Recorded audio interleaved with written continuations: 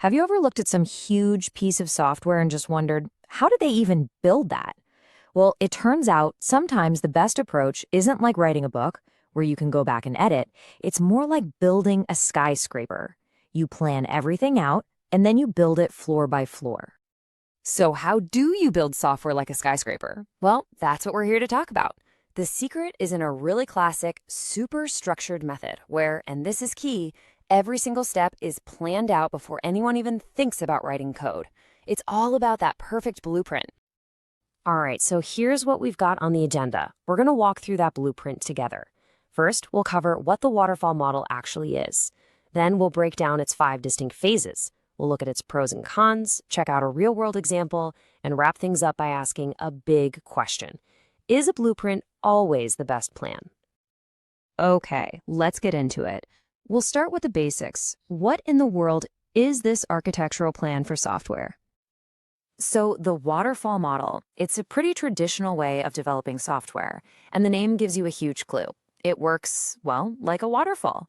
You've got this linear phase-by-phase process, and here's the most important part. You have to completely finish one phase before you can even start the next one.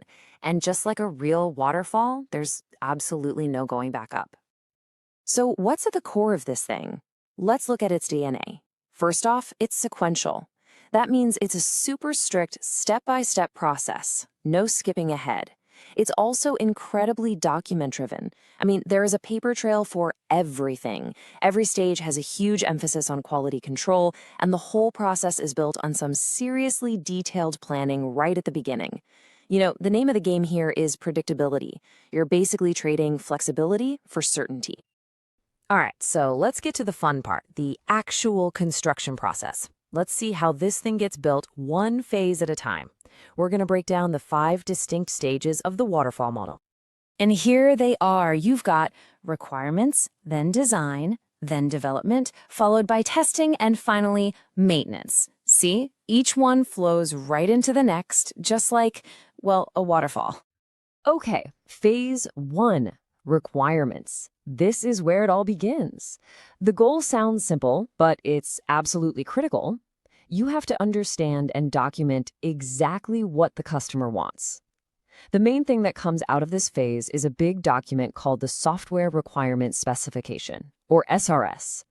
Just think of it as the final, signed-off blueprint for our software skyscraper. And once it's approved, that's it. The foundation is set in stone, no turning back. So once we know what we're building, we move on to how we're going to build it. That's the design phase. Here, the engineers take all those requirements and translate them into a technical design. This is where you get the high-level architecture, the overall structure of the building, and also the low-level design. That's kind of like planning out the plumbing and the wiring for every single room. And now, finally, the construction starts. This is the development phase. The programmers take those design documents and they get to work writing the actual code. They're not guessing here. They're building exactly what was specified, piece by piece, module by module. And each one of those little pieces gets tested on its own. That's called unit testing, to make sure it works before it all gets put together. Okay, all the individual pieces are built. Now it's time to put them all together and see if the whole thing works. This is the big testing phase. The entire system gets put through its paces. You've got internal testing, what we call alpha testing. Then you've got beta testing with actual end users.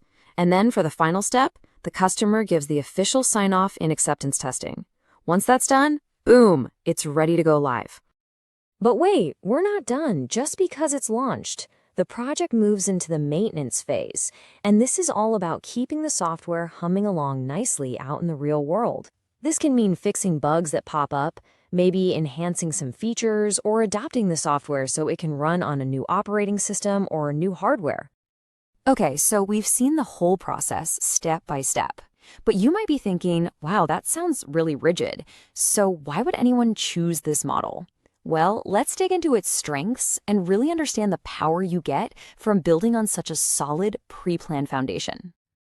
And really, it all comes down to this one idea. Its strength is its structure. In a world that's always talking about being agile and flexible, the waterfall model just doubles down on structure. And that rigidity, it's not a bug, it's a feature. In fact, it's the main feature. That solid, almost unchangeable foundation is exactly where all its power comes from. And because it's so structured, the whole model is actually pretty easy to understand and manage. The stages are super clear. Tracking your progress is a breeze because you have these concrete milestones, and it forces you to keep amazing documentation. This makes it a really good fit for smaller projects where you know the requirements are stable and they're not going to change. In those specific cases, the discipline it forces on you is a huge, huge advantage. There's a great quote that really sums this up. This model encourages best practices, define before design and design before coding. It's all about imposing a certain discipline that can honestly prevent a ton of chaos later on. Okay, so we get it. It's disciplined, it's structured. But the big question is, when is this actually the right tool for the job? Let's talk about the ideal situations for pulling out the waterfall blueprint. The waterfall model really shines when your requirements are crystal clear and totally stable, right from the get-go. It's pretty much perfect for projects where you expect very few changes, the scope is small and low risk, or maybe you have some strict regulatory stuff you have to comply with, where documentation is key. In situations like these, the biggest risk isn't that the requirements will change. The biggest risk is failing to deliver a very precise, predefined outcome. To make this all a bit more real, let's actually walk through an example. Let's imagine we're building an online food delivery system, and we're going to use this exact model. So you can see how perfectly the phases map out here. Phase 1, analysis. You're figuring out all the features, right? User registration, menus, payments. Phase 2, design. You're creating the app's architecture, the UI, the database. Phase 3, implementation. Now the coders are actually building the login, search, and order functions. Then comes phase 4, testing. You're testing everything, especially payment processing and delivery tracking. And finally, phase 5, maintenance. This is ongoing stuff like adding new restaurants or fixing bugs after you launch. It's just a perfect straight line from start to finish. Okay, so we've seen the model, we've seen its strengths, and we've seen where it works best. And that brings us to the big takeaway.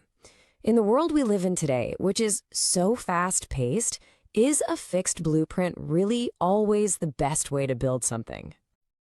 At the end of the day, it all boils down to a fundamental trade-off. On one hand, the big pro is predictability and structure. I mean, the entire project is planned out from the start. But the con, oh, it's a big one, is the rigidity. Once a phase is complete, it is incredibly difficult and super expensive to go back and change anything. You are pretty much locked into that original plan. And so that leaves us with this final question to think about. In a world that literally changes by the minute, where you can get user feedback and see market shifts happen overnight, when is a fixed blueprint still the best plan?